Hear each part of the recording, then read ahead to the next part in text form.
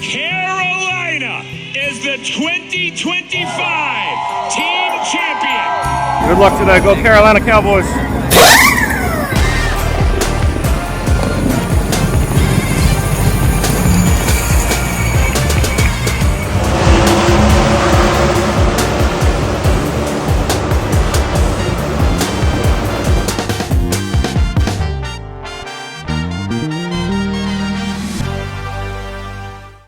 Congratulations on winning the 2025 PBR Teams Championship.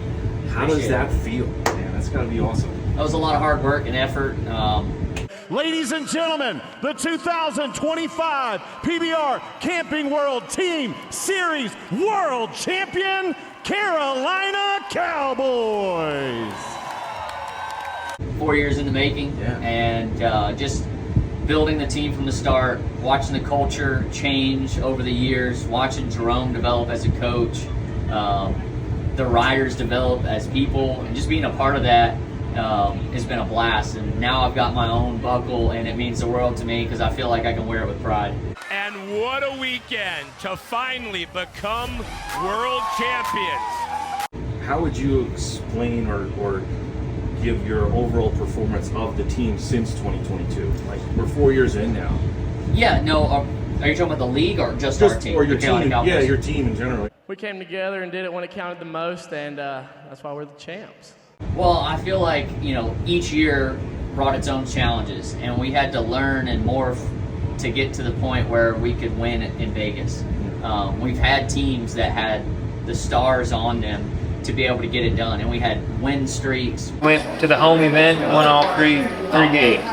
I don't think there's a season yet that we hadn't been first place in the regular season at some point in time.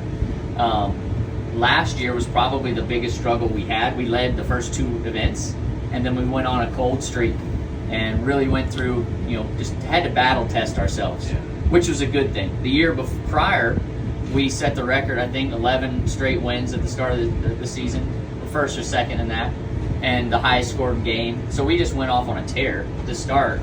And then to come up short in the regular season in the championship, I mean, one spot short of our goals, which was second and second, that is very hard to come back the next year and overcome that. And all of the hardships, which aren't huge hardships, second's good, but everybody wants to win. We were so close last year. It felt unbelievable to win the championship after everything we went through. Yeah. And you have, like you said, 2 Hall of Fame coaches. They're developing, they're training, they're scouting, they're coaching. How important have they been to your team? Well, I think in bull riding, there's never really, coaching wasn't a big thing. People went to camps and different things and learned from some of the best. But to manage some of the best bull riders in the world, all the different personalities, everybody in the room, trying to keep them happy, you have to kind of teach yourself over time how to do that. And Jerome started studying different books on coaching. I would chat with him about coaching and how we need to approach different guys, because everybody's different. Everybody's got a little different way that they tick, and how can you get the best out of them? And you have to put the right pieces in the room, in the locker room, to make it all work. I hope this is one of many, but there's only one. First, we're the champs. Now that Cooper Davis recently retired, he's come into the front office of the organization. What can we expect maybe from him now in his new role? Well, Cooper, obviously, I respect him so much as a man, cowboy, bull rider, and to be able to keep him in our organization, it's 2-time now. To be able to keep him in our organization is a huge key. He's going to do great things for us, just his knowledge alone, and he's learning the other side of it. He was always on the rider side. Now he's in the front office side. He's starting to see the other side of it, but he just has key insights that can help us continue to build the culture that we want. He was a backbone of the team. Him and Dillon, the first draft, those guys have kind of set the tone for all the riders to come. They're setting the culture for the Carolina Cowboys. And you look in a room and you see Cooper or Dillon, if you're another one of those riders, you know right there that you can't let go. I mean, they had set the tone as they're going to hang off the side of the bull for 8 seconds. And if you jump off, it's going to be hard to walk in that locker room and feel like you're a part of the Cowboys. In the locker room right now, some guys are kind of banged up, bruised up a little. It's, Clay Guiton, Kolbaba, Jess. I mean, let's talk about Jess.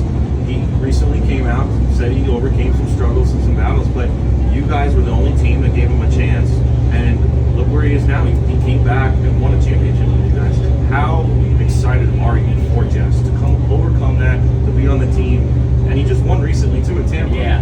No, it's one of our proudest moments as a team is watching Jess and like the reincarnation of him and all his struggles and to come out on top. I mean, if you look at our team, we were really built up of a bunch of guys that were let go of other teams, guys that were struggling, that we've kind of put together in a locker room. Like I said, we had the two pillars in Cooper and Dillon, but the other guys had been let go or overlooked, and we've been able to build those guys up. And every one of them has something to do that puts the heartbeat of the team together.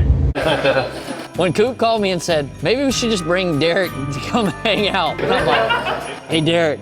But Jess was awesome last year. Just watching him. I remember being at training camp and watching him get his first ride at training camp. And we all looked at each other and was like, man, Jess is back. We've got something. And Jerome did a great job, him and Robson, like managing the load of how we brought him back. Because, he's a little guy. Like, you got to keep him healthy, get him going. And I know he's gonna put his name in the hat this year for a world title again. Yeah, we're about 2 months out, so he's top 15 right now. He's the Jess Lockwood that a lot of PBR fans are familiar with. So, including myself, when I went to my first event, I'd seen him overcome his injury and then win his first title. It was something that got me hooked to be a PBR fan for life. So he makes it look good when he makes rides it look too, easy. man. It's crazy. Yeah. It does seem like if you have to go through some adversity and figure it out, it's better. A year after they thought it was theirs, it finally is. Good things come to those who wait. Great things come to those who work for it. Austin, Texas, you got a little competition here in this town, Austin Gamblers. Yeah. You're kind of in their neighborhood. I know it's early. The Chase is back this year. Where do you see yourself for RCR and this year? And just trying to get going, man. It's been a slow start for us this season. Just getting in 2 wrecks off the bat, having to qualify in the second group to this weekend. It's just kind of put us in a hole. But we got to dig out of it. And I watched adversity with the PBR team and how we can overcome that. I'm really confident in the team. Yeah. The Chevys are fast this year, so we're going to have our day.